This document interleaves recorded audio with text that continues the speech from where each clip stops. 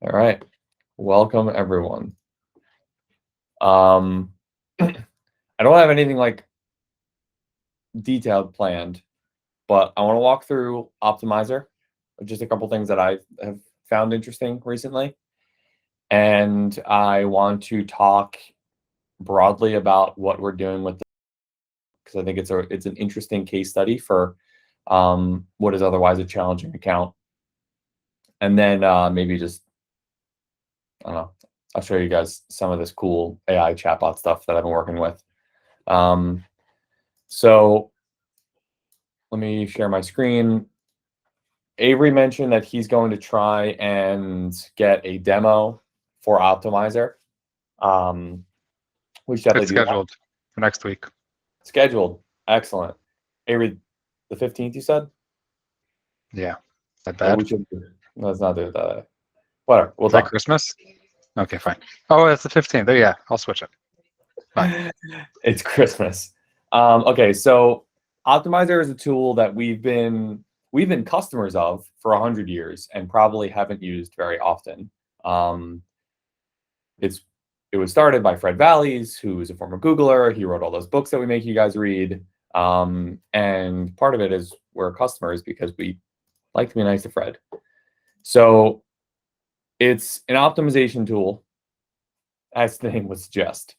Back in the glory days of Google AdWords, when like it was basically me and Ari managing 50 accounts each, we would use Optimizer a lot. We would build our own custom dashboards in here, and it was really easy to like just get reporting on what was happening, like to see everything at a glance, and then to like make bulk changes across multiple accounts at once. So I'm not going to dive into like too much of this now because I haven't used this tool in like 5 or 6 years. But for anyone that wants to be thinking about the private equity brands or anything else or whatever, I want to let you know that these tools exist. And when we get a demo, they'll go more into the depth here. But if you specifically go into optimizations, like we can go into keywords. This was something I used to use all the time, the keyword lasso, which looks like they have that trademarked. You choose an account. So let's make this a recurring thing. This will go through your search term report and give you suggestions about keywords that you should add to the account. Now this, you're probably sitting there saying, yeah, this is what Google recommendations gives me all day long. You're correct. Google recommendations wasn't always a thing. Also, this is kind of interesting because one actually piece of advice is that you should take all of Google's recommendations with a grain of salt. I think a lot of those recommendations are either bad or they give you specifically keyword recommendations that are going to be in the wrong spot. I've noticed this with like some of the thing where like we have a keyword that's specifically an ad group that's specifically for, and they'll suggest adding a keyword there that might be good for the overall account, but does not fit into that ad group. So it should be placed somewhere else. So that's just something that I would advise you guys to look into. And here you can kind of see these things at a glance. So you can add them as a negative keyword, a positive keyword, phrase match, whatever. Just something to check out. What are some of there's tools for testing different ad copy. You can do a placement report. So look at your display campaigns. This is actually something that many of you probably don't even know exists, but is a really important thing. Your display ads serve on other websites, and some of those websites are garbage. It's not going to be a good. It's not going to be a good any of this. So let's try and find a different account here. I also don't know anyone that's in here that might be doing display ads. This is not what I wanted to see. Oh, so okay, maybe this isn't exactly what I was expecting, but inside of your placement report, and whether it's in Google Ads or the Optimizer dashboard, you can see a list of the ads of the placements that your ads served on. And if you see certain areas where you're not performing well, you can exclude them. So what's an example of something that wouldn't be performing well? I would say if there were a lot of clicks and no conversions, or like a really, really aggressive click-through rate at any point would indicate that it's a bad placement. By that, I mean the flashlight app is a great example of a bad placement. The flashlight app is something that serves ads inside the app that people are accidentally clicking on while they're trying to activate a flashlight. That's a bad placement. So if any display placement shows you like a 10% or a 20% click-through rate, people are probably clicking on that accidentally, and you should add that placement as an exclusion. Anyway, let's get into something that's actually useful here. I want to talk about just the one report that I've been looking at. I think these things are all worth checking out. I really haven't spent time in these, but PPC policy and audits, definitely something that could be useful for a lot of accounts. This is where we get the Ngram analysis. So this is something we did early on for just to get a sense of the different types of search terms that were triggering clicks and conversions in the account. So let me quickly show you guys what I mean by that. So this scrapes the search term report and then breaks all your information out as if it's like a pivot table. And an Ngram is like an individual word within a phrase. So right now, this is set to a single Ngram. So that's why you see pain, back, near, nerve, all broken out by 1. But if I change the Ngram to 2, it's going to change the way the data comes out. So a 2 Ngram is back pain, pain management, lower back. You guys get the idea. Now this is really helpful because, and playing around with like the different Ngrams, right? Because now, like we were just talking about this, with broad match keywords in particular, you're triggering search queries in all different ways. You're getting search queries for the same search query that's triggered by multiple keywords and multiple ad groups and multiple campaigns. So what the Ngram report does is it consolidates all this information and distills it into a very simple report where the phrase back pain may have showed up in like 10 different locations. But this is the sum total, like this is across the board, total impressions, clicks, and then more useful things like cost per click, conversion rate, etc. For that phrase. So it's super useful, particularly for new accounts that I would advise you guys to check out. This is like the sort of thing where going through this, what I love to find is, hey, this kind of phrase typically has a higher than average conversion rate. And then what you can then do is like, I might find this, I might say, okay, well, searches that contain the word back pain, you know, higher conversion rate, lower cost per click, whatever it might be. So then what I might then do is go into the account, and I'll go into the keyword section. I'll go into my search queries, and then I'll do a filter for, I already did this. Search term contains back pain. Because what you need to realize here is that this isn't just when search term is back pain, it's when search term contains back pain. You guys with me on that? Because now it's like, okay, well, what sort of searches contain the word back pain? Let's get an idea and a feel for what is happening here. So I do that, search term contains back pain. Let's sort by total impressions and get a sense of what kinds of ads we trigger here. Okay, interesting. So there's a lot of variety here. And again, this number here, 4083, is the sum total of impressions that we've acquired over the last 30 days. Date range is over here. Also, it's interesting. You can trigger desktop, mobile, like all these different ways to segment your data. It's a really useful tool, as long as you have good data that can be useful here. So now I get a sense. Now I'm curious, like, does come at a higher cost per click than when just people search? I don't know. Let me figure it out. So here's my, I have 4 clicks. Average cost per click here is $21 compared to $3 and change for everything else. All right, interesting. That makes sense. When people have expressed intent to search for, it's probably going to come at a premium cost. So now just by like playing around, like all of this is just kind of vague advice about like what I like to look at when I inherit a new account and when I'm doing an audit. There's not really a scientific approach to the way I go about this. I'm trying to get a feel for what has happened historically in this account and what kinds of keywords there are, or what kind of search queries there are, and what's the cost per click and the general conversion rate and general click-through rate for these types of things. So I'm getting a better understanding. Okay, well, someone looking for probably going to cost more than 20 bucks. Good thing to keep stored away in the back of your brain. So that's the Ngram analysis. You can look at this a bunch of different ways. You can make this a 4 Ngram. It's going to limit the amount of data that you're getting because how many of these things? Pain management doctors, and that's going to be near me for lower back pain. You guys get the idea. Really useful, by the way. Like also clients like to see this stuff. Like you can kind of quickly export this. It can be really useful to talk about on a launch call, strategy call, whatever we'll call them. The next thing I want to look at is the PPC investigator tool.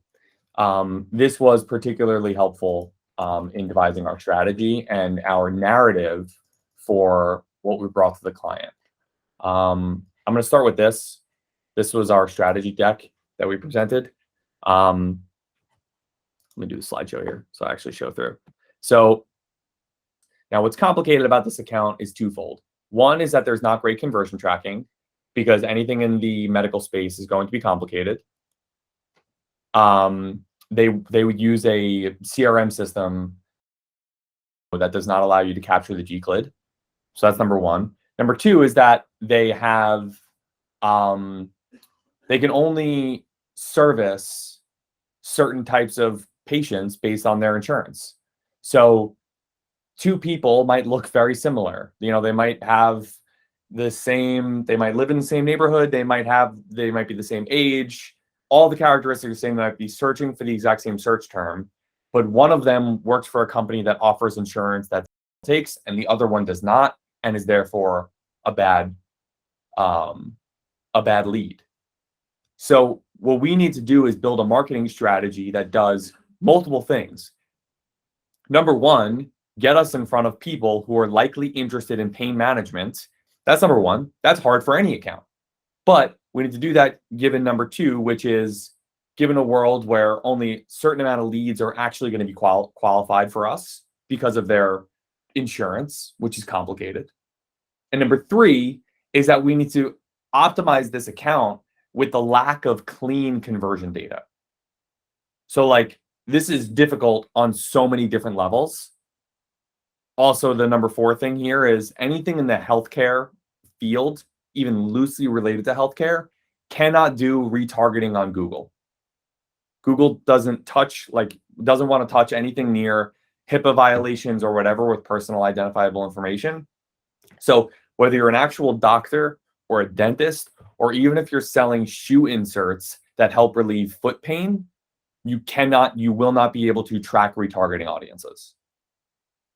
Now, other platforms you can do that with. You can do that on Facebook, you can do that on Bing, you can do that on programmatic exchanges like StackAdapt, but specifically for Google, remarketing is completely off the table. So, world where really expensive cost per click, need to find pain management people, we don't have good conversion tracking, and we can't do remarketing. Oh, and most people aren't going to have our insurance. This is a pretty tough account to find success in. That's essentially what we argue in our executive summary, just saying like absence of seamless conversion loops and remarketing capabilities, we have less control over our audience and the other marketing levers. So by that, I mean like there's not really a setting in Google that says like, oh, target people with, like that's not a thing. We can't do that. So that said, it's still an important bottom funnel channel that can be improved and hopefully reach a place where performance can be consistent and predictable. That's the goal of why they hired us. Our goal is to go back to basics and increase the probability that we're targeting the right audience at the right time with the right message at the same time, optimizing cost efficiencies, blah, blah, blah, blah. This is very like buzzwordy and like marketing speak. But one, I believe in that. And two, every once in a while, it's good to be cheesy with clients and like do some textbook marketing definition stuff. I gave an analogy to the Broncos head coach, Nathaniel Hackett here, because he's known for, or whatever, he's been in the media for making a bunch of decisions in game that are exclusively relying on analytics, and it hasn't worked out in his favor. This is my analogy here is that like the Google Ads account has incomplete conversion data. And the previous agency looked as if they were making decisions based off of conversion data that didn't make sense. So they were spending more in certain areas because they were leading to higher conversions. But guess what? Like not all conversions are being tracked. So if you exclusively do that without like being realistic about what's going to work for the business, then you're going to fail. And I really do think that that's why the previous agency failed, because they just exclusively operated from the data within the account. So the reason I'm going and talking about all this for everyone here is because this is a good lesson for everybody. Like even if you have great conversion tracking, you still should take a step back and say, does this logically make sense? Are we actually improving the business goals? Are we doing real good marketing here? And then specifically with the analogy with the football coach here is like they'd be getting clobbered, right? Their offense wouldn't be able to move the ball all game. And they'd be like in a 4th and 1 situation and they would do a QB sneak. Even though, like I've been watching this game for 3.5 quarters, like your offensive line stinks, your quarterback is short and sucks. He's not getting that 1 yard. Like, I don't care what the advanced metrics say. I know that you're not getting this 1 yard, but they still attempted it and they failed. And I think an important lesson for what we do in marketing, because like we have to live in a world where like we can't just make decisions based off data. And we need to recognize that there are plenty of times where the data is incomplete. So walking through walking through the tree of what this thing I pulled from Optimizer. We compared a period of time, let's just say it was Q3 compared to Q2. We looked at September, October, November compared to the previous 3 months. Things were good in the previous 3 months. Things were bad in Q3. They were good, then they got worse. So we're comparing these periods. But according to this metric, things look great. Conversions were up 41%. The Google Ads team, the agency was probably really proud of their work, but the business was like not making as much money. So that's an important takeaway. So let me go back to Optimizer real quick, and I'll show you guys what this actually does. So in this report, you can say, and here's a drop-down menu. Why did clicks change during the last 30 days? Very simple, right? You could change this to conversions. That's what I started with here compared to the previous period. Where's my date range? Last 30 days stuff. This is going to show different information than what's in that report, but we're going to run with this for now. And again, you can segment this. You can only use mobile or whatever if you want. So this shows conversions are up 36%. And then it just breaks down like what are all these metrics made out of? Like conversions, like there's a lot of data and a lot of metrics inside the Google Ads ecosystem, but most of these things are actually pretty simple. A conversion is how many clicks did you get and what was your conversion rate? So if you're trying to figure out like why did my conversions go up by 36%, the first place that you should look are the next 2 metrics that make up that metric. So it's clicks and conversion rate. Okay, well, conversion rate's up 170% and clicks are up. Interesting. What makes up conversion rate? Well, it's actually not included in here, so we'll figure that out in a second. But what makes up clicks? Your clicks are how many impressions did you receive? What was your click-through rate for that? And then they include here click-through rate or average cost per click. Okay, cool. We continue to drill down. Impressions is a factor of impression share and other things. So it's a really helpful way to kind of tell a story about what's happening. We can also change this to say clicks. This will give us different information. Pretty similar though. Do we have anything for conversion rate? No, it doesn't. It just stops there. Okay, fine. So now this is just like a basic snapshot of saying like, oh, interesting. Well, our cost per click was down by 17%, but our overall cost was up.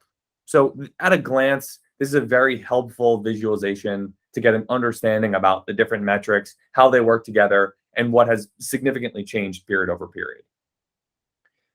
What is also interesting here is tabbing over to this root cause analysis. This is a relatively new feature in Optimizer that I really only discovered last week.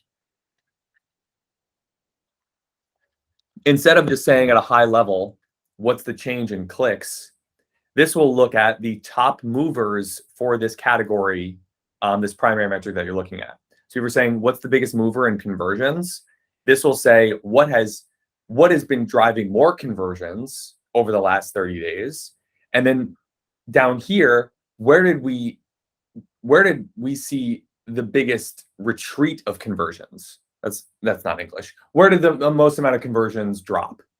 And it's broken down by things like campaign, ad group, or even other segmented areas like time of day, device, audience type, things like that. So this is like really, really interesting stuff that like otherwise you'd have to go and really dig through the account to figure this out. The conversions thing here isn't as, let me go to the clicks part because we'll get more data here. So why did clicks change during the last 30 days? Where are the biggest areas of the account that have changed in terms of the traffic that we're guiding. And the reason I'm looking at clicks here is because, again, the conversion data is not accurate. So if at the end of the day, all of these efforts are attempting to send traffic to the site, and if things are now bad compared to where they were 3 months ago, one of the things I'm curious about is, well, what kind of traffic are we sending? So,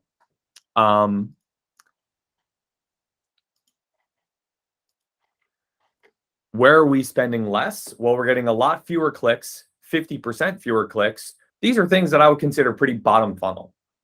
Things that are like, hey, what does do? These are not keywords for people looking for back pain. So pretty significant drop off in terms of clicks for what I would consider relatively bottom funnel terms. Here, top movers. Okay, well, you click into the male. I don't necessarily know if this is something that we should say we should stop targeting men. I think that this is probably just an anomaly. Age, okay, also interesting. I'm not going to read into that too much. So we received a lot more clicks for this video. Let's find something keyword related. So we're getting 50% more clicks than the previous period for a search. The search is for, it's a little bit more upper funnel, a little bit more, it's more of a symptom than a treatment. Okay, so that now kind of helps. Again, none of this stuff is like earth-shattering stuff. And now in my own mind, I'm developing a hypothesis about what has happened. And more importantly, I'm forming a story that I can pitch to the client.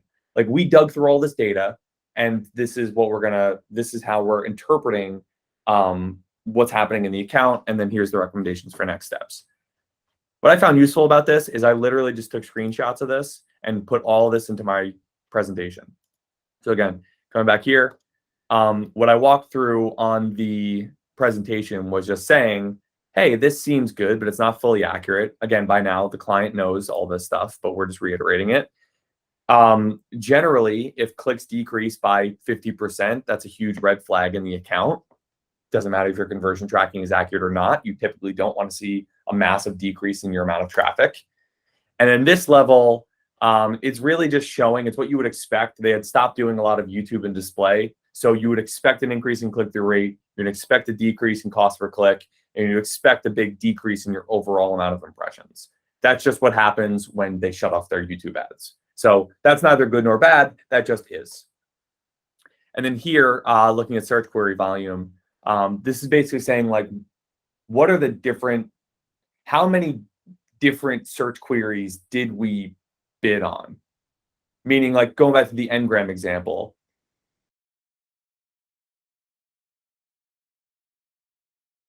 three different types of search queries.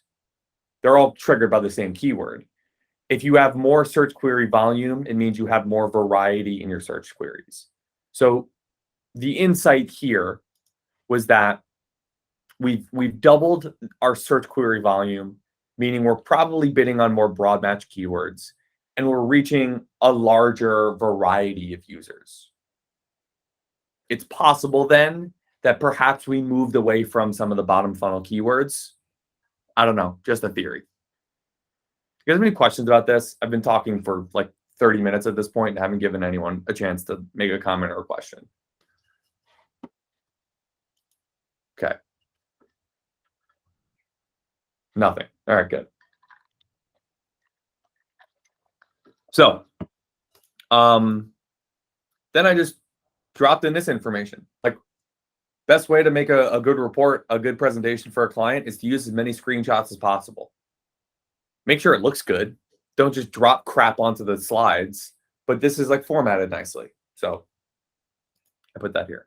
And then it's just saying, hey, this is when things were bad compared to when things were good. So this really showed the date range that I was looking at. There was a 657% increase in clicks for compared to when things were actually good. So I don't care. Now I have more context, but like, let's, based on this, I don't care like if there's reported more conversion actions here because things are bad now. So a 657% increase in the amount of clicks for this campaign is probably not a good sign. So walking through that. This is compared, this is negative top movers. What things did we move away from? Well, display network, YouTube targeting, a lot of that stuff. And then down here breaks it down into specific search campaigns. So we moved away from keywords targeting and then other keywords related to like bottom funnel keywords. This was essentially the way that we built an argument and a thesis and a story to talk to the client about. It was the previous agency was making decisions based off of incomplete conversion data, and it led them to bid too much on broader symptom-related top funnel keywords. We want to change the strategy to be able to double down on bottom funnel keywords and find a way to make it work. Because here's my big takeaway here. If we cannot drive conversions for bottom funnel keywords, like which is what we do in the town that we do it, then it's not that these are bad keywords. It's that the conversion data is incomplete or something else is wrong with our marketing. Maybe our landing pages are bad.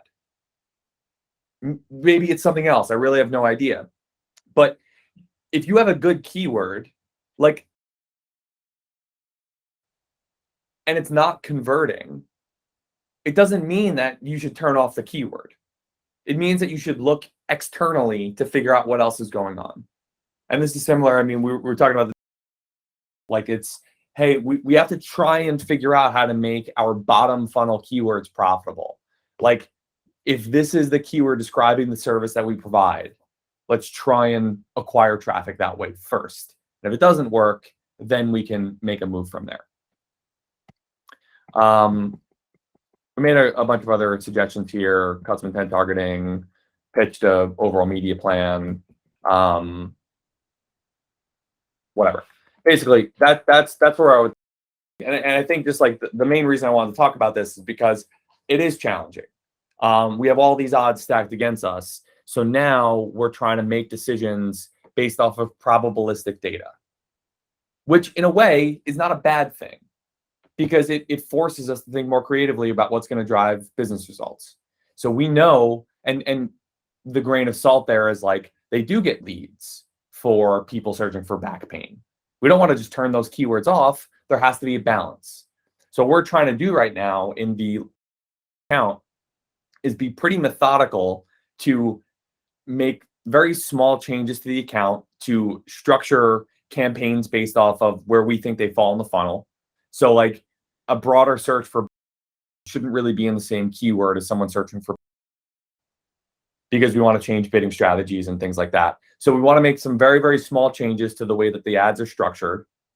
And then we want to launch like a new bid strategy test. So specifically, we want to launch a test where we're running maximize clicks for bottom funnel keywords.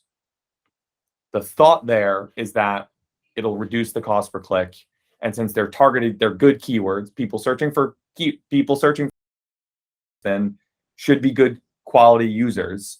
But if we can get them at a lower cost and play the numbers game, maybe we'll have better overall outcomes. In a world where we don't have great conversion tracking, we have to figure out other ways to get anecdotal feedback about whether or not that's a good idea. Yes, Joshua. How does that make clicks less expensive? Does going on maximize clicks make things less expensive? Yeah, I have the same question. Why do you think with maximize clicks, the clicks are going to be cheaper? Excellent. Does anyone have an answer or suggested idea as to why that might be?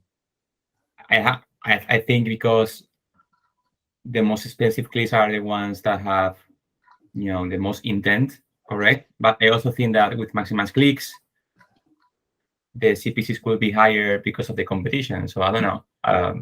Possibly. First of all, you're totally right, because we have no idea what will happen. Cost per click might go up. And that's an important expectation that we've set with the client.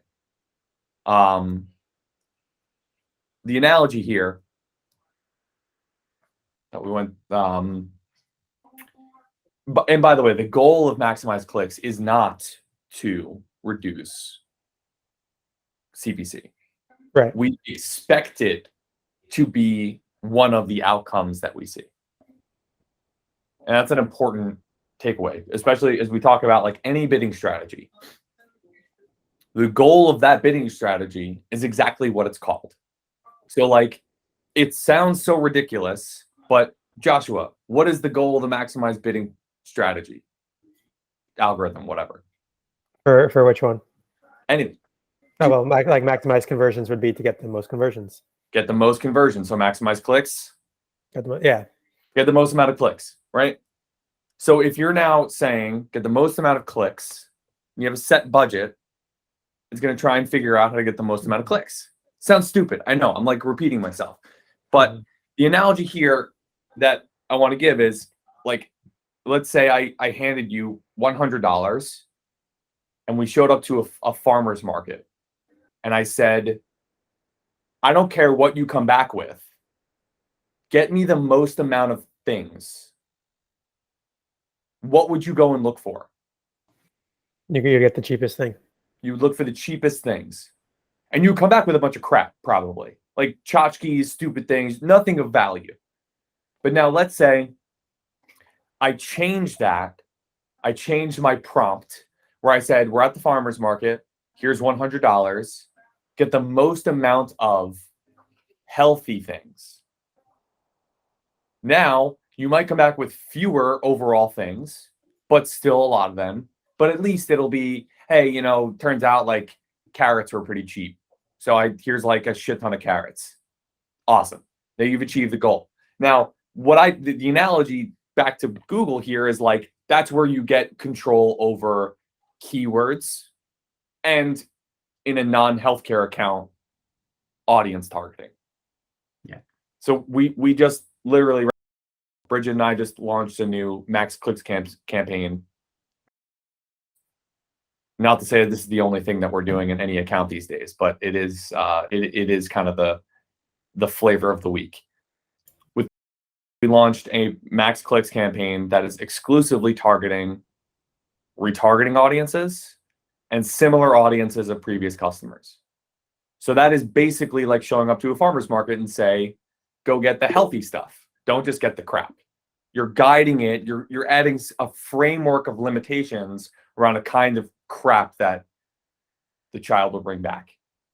And then for here, what we're doing is we're making these keywords. The goal is we're going to choose bottom funnel keywords, like which are like pretty bottom funnel. And we're going to pull the levers that we can to steer it in the right direction, knowing that in an ideal world, it'll force the system to get the most amount of clicks, which will come at a cheaper cost. Yes, Simone. Yeah, I was going to say that since you said that you just launched a new campaign and you want to have control over the clicks that you get as much as possible, then it is crucial to have a very extensive negative keyword list to avoid the non-quality clicks. Absolutely. Yeah. So like, you absolutely need to be on top of it, because you're just going to like, kid's going to come back and say, hey, I got a bunch of healthy stuff. And it's like, wait a second, that's soda. Soda's not healthy. And you add soda as a negative keyword. Yeah. I'm gonna beat this farmer's market analogy like a dead horse, by the way. So yeah, the negative keywords, like you really stay on top of it. And a larger thing here, like kind of a side point that is really instrumental in any account, and particularly an account like this, is how you set the expectations about this strategy and what you expect to happen. Because this might fail. It might be a complete disaster. What we needed to do was convey what we expect to happen, and then how we need to, not just what we expect to happen, but how might this fail, and how will we know if it failed, and then what would we do? Like, think about that for a second, because it's a really, really important point. It's not just, here's a strategy, we're going to try this, we think it's going to make us a lot of money. That's not how you convey a strategy to a client. The way you want to do it is, here's our best guess for what we think is the best move forward. We're going to measure it this way. However, if these three things happen, we could assume that it'll fail. And if that happens, then here's our next idea for how we're going to continue to improve performance. So with the Max Clicks thing specifically, our suggestion is what I just told you. We think that we should be able to get targeted people who are bottom funnel, like searching for bottom funnel keywords. So they're in the market for the services we provide. And we expect the cost per click to decrease. So the client asks, like, how long do you think that this will take to like prove success? And the realistic thing is, like, I really have no idea. Like, between you and me, I've never actually done like, oh, well, we know it's statistically significant that our test for this new bitch, like, I've never done that, because by the time you get to that point, it's probably too late. Instead, it's like a gut feeling where it's like, hey, listen, cost per click is similar, but we're actually getting more overall clicks for the better keywords. Or, hey, look, cost per click is decreasing, but our time on site is also dropping, meaning we're getting much worse quality traffic. So I think that this is actually not working, right? So that's an idea about how this could fail, is if all of a sudden it's doing what I expect to do, it's getting more clicks, and the clicks are coming at a cheaper cost. But if I'm also looking at pages per session and time on site and bounce rate, and that's trending downward, that's a bad sign. So the goal, what I want to happen, is lower cost per click, more overall clicks, and I want to see these numbers remain somewhat stable, maybe increase, that'd be great, but at the very least stay stable. In that case, then the hypothesis is proven. The hypothesis here all along was that we can get, because we know the search term is quality, we want to go after as many of these people as possible, knowing that they're all pretty high quality. But if other things indicate that that's not happening, then it's probably a failure. It's not that I need to run this test for a month and not touch it. No, like, I just need, I don't know, 1,000 clicks, couple hundred clicks. I really have no idea. It's really a gut feeling. And if engagement falls off a cliff, I'll know it's a bad idea and we need to try something else. You guys with me? Are you going to set up a CPC limit with portfolio? Yes. Yes. We didn't yet because we haven't launched this test. But for max clicks, you can launch a max CPC limit. So for this, we'll probably set it at like $25. Because I assume that's the other thing, right? These are going to be expensive keywords. We know, and then we found this from the Ngram report, and just like looking like anecdotally, like someone searching for costs a lot of money. So we'll probably set it like $25, and if it maybe even more, maybe 30, just to see what happens with CPC at that level. Okay. So you are setting up the cap in order so the CPC the cap don't go out of control, or because you want to have control over the beats. Like if you don't set up the cap, the CPCs might go out of control, correct? Mm-hmm. Because of the competition. So are you setting up a higher CPC, or are you setting up my question is, are you setting up a very high CPC in order to not to pay very crazy CPCs, very, very high, or are you setting up the CPCs down, lower CPCs, to have them under control? That's my question. Great question. I think it's a mixture of both, but I think you raise a good point. Like if I was really running this as a test, whereas like I actually am curious if this bid strategy can do what I think it is, then theoretically we shouldn't set any bid cap from the beginning. Exactly. Yeah. Right. So that's a good point, and that's maybe we should do that. But also, like, I'm scared. Like, I don't want to just let it start getting clicks above $100. Exactly. Like, that might happen. I don't know. I guess that'll be like a gut check when it comes to it. So maybe we can start with a big cap of $50 or something and see what happens. Okay. Thank you. Good point. Okay, so I've kind of rambled here, but we've covered a number of different things. One, Optimizer is an interesting tool. Specifically, I like that insights thing. The PPC investigator helps show a really simple breakdown about how metrics have changed relative to times are good, times are bad, whatever. And then the root cause analysis helps you dig in and say, where are the actual things that have changed, to very quickly, like in a matter of minutes, we were able to develop a pretty comprehensive narrative about what was happening in the account. Awesome. Was able to use a lot of that stuff with screenshots to be able to present it to the client, made our lives a lot easier. Presentation that looked like it took, several weeks to put together, really only took maybe 3 hours. Great. That's number one. Optimizer's cool. Takeaway number two is that this account in particular is challenging for multiple reasons. Lack of remarketing, lack of conversion data, lack of all these different things. However, part of it's a good thing because it is forcing us to think more comprehensively about the kinds of users that should be converting and what we want to do from a broader marketing standpoint. Because like I said, I don't think bad keyword. I just don't think we should be spending 70% of the budget there. I think that we need to balance this out with a more comprehensive approach. That's sort of the narrative. So understanding not just like getting lost in the data and the nuance of, oh, this conversion, that conversion, taking a step back and saying, what does a real comprehensive marketing program look like? And where should we be allocating budget? That's number two. Very, very important. The third piece here is related to setting up tests and setting the expectations with clients. And I'm going to double down on this point because I think that this is something that came away from our conversation about make stickers. I think too often well, first of all, we've been talking about managing expectations, client expectations, since the dawn of time. It's something we've always said, like the number one reason clients leave is because we fail to manage client expectations. And we've tried a million iterations about what we can do better. So years ago, we tried this thing where it was like, we need to set better expectations about how long it takes to drive performance. So we were like adamantly tell clients that they shouldn't expect anything and they shouldn't even expect changes in their account for the first 6 weeks. Okay, well, that's kind of BS. Like there's probably something we can do and maybe sometimes performance will improve quickly.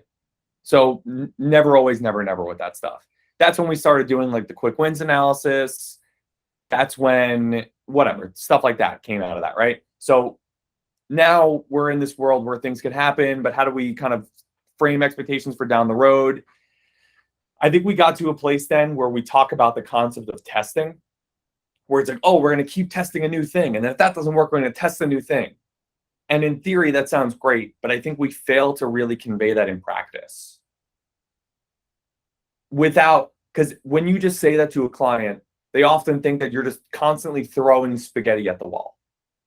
And it doesn't really make you look strategic or intelligent. Instead, this is called second order thinking, where you're thinking down the road and explaining to the client the methodology behind your future decisions. Like not just what am I going to do now, but here's the different outcomes that I expect. And here's what we will likely do given all these potential outcomes. We believe, based on what we have in front of us, that this maximize clicks test will help us achieve better business performance because we think it'll do XYZ. If XYZ doesn't happen, we expect these 3 things to happen. And if we see that happening, here's something else that we might try on top of that. To compare this to the game of chess. Imagine your opening move in a game of chess. I don't know anything about chess, but I know opening moves are a thing. Now, what you don't want to do is say, oh, well, they counteracted my opening move with something else, and that's not what I expected, so I'm just going to quit and reset the game. You don't want to do that, and you can't do that. But sometimes we tell that to clients. Like we say, like, oh, well, automated bidding's not working, so we're going to revert back to manual. Okay, well, we just wasted 3 months. Like, what did I hire you guys for? You're just going to go back to what was happening beforehand? If you're telling that to a client, you've been backed into a corner, and it's very, very hard to retain them after that. But if before all that happened, you outlined, hey, we're going to switch to automated bidding. Here's what we expect to happen. But if these things happen, we might then change some of those things back to manual bidding, and then we'll make better decisions from then on out. So it's not about reverting. It's about, here was my opening move. My opponent made their opening move. And now I'm in the middle of a game of chess. So I'm moving pieces throughout the board to optimize for a greater likelihood of success. You should not paint the picture to clients that you're ever hitting the reset button. And you can achieve that expectation by outlining your decision-making process at the very beginning of the relationship. Do you guys have any questions or thoughts on that? Because it's kind of abstract, but it's sort of how I think a lot of our expectation management can improve.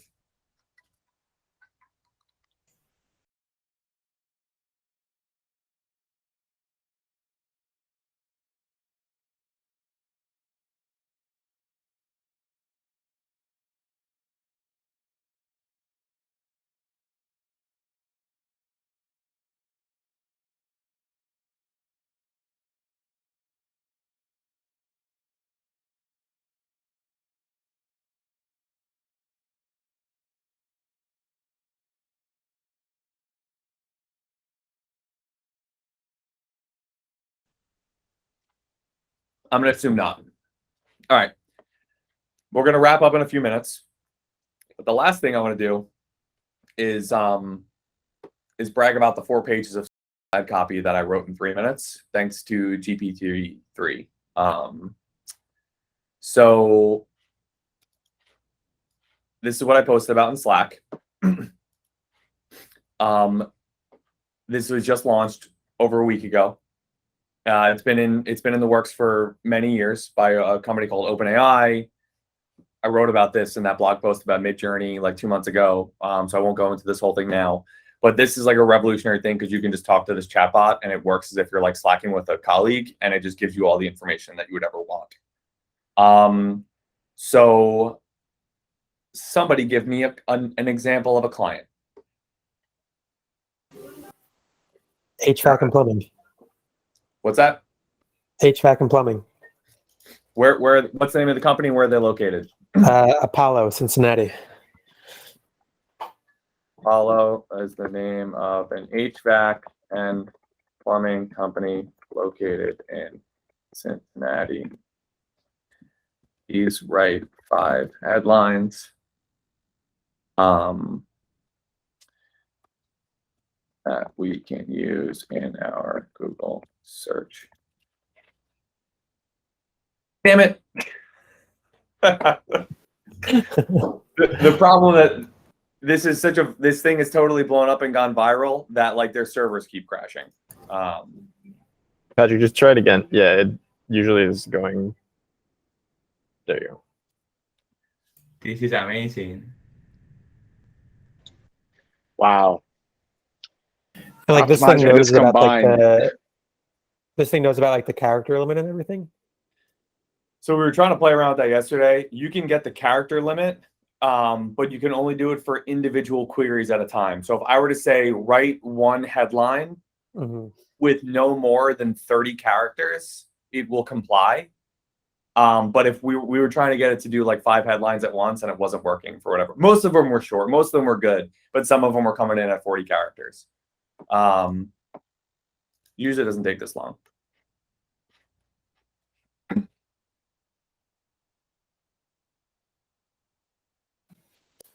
This is crazy. Now, please, everyone, do not just start using this for everything and blindly looking at this. And if you are going to use this, I would strongly recommend reading that second article that I linked to in Slack earlier, because Ben Thompson of Stratechery was asking GPT, Chat GPT is the name of the product, but GPT-3 is the name of the algorithm that runs this thing, about Thomas Hobbes, and if Thomas Hobbes was open to different branches of government as like as a political concept. And he was like doing homework with his daughter and like asked it that.